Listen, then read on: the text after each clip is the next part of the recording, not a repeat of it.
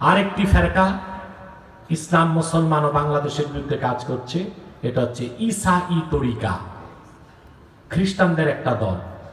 1975 সালে তারা বাংলাদেশে ঢুকছে, এ পর্যন্ত কয়েক লক্ষ মুসলিম পরিবারকে খ্রিস্টান বানিয়েছে।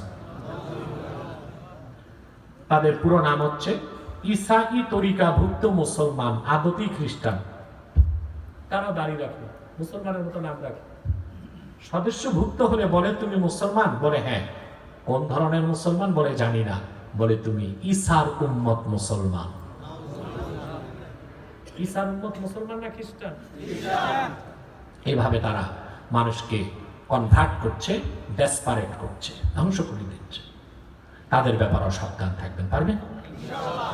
গরিব যুবকদেরকে তারা আমেরিকা কানাডা পাঠাবে, এই লোভ দিয়ে তাদের তরিকায় খ্রিস্টানরা ঢুকায় এবং তাদেরকে খ্রিস্টান বানায়। কথা বুঝতে পারছেন?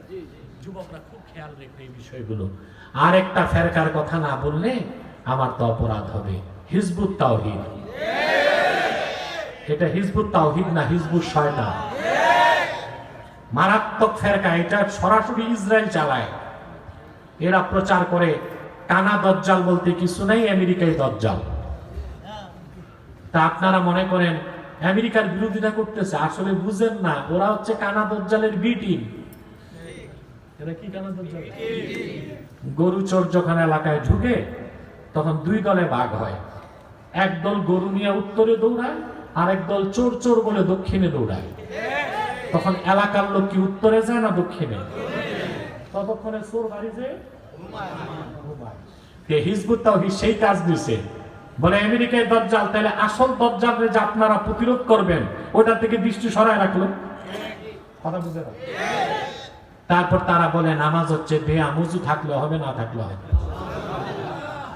ভার্সিটির যুবক যুবতীদেরকে তারা হাতায় নিচ্ছে একটা লোক দিয়ে।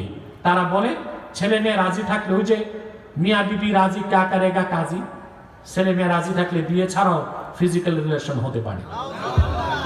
এভাবে তারা আমাদের যুব সমাজকে ধ্বংস করে দিচ্ছে। তাদের ব্যাপারে সাবধান থাকবেন, পারবেন তো ইনশাআল্লাহ?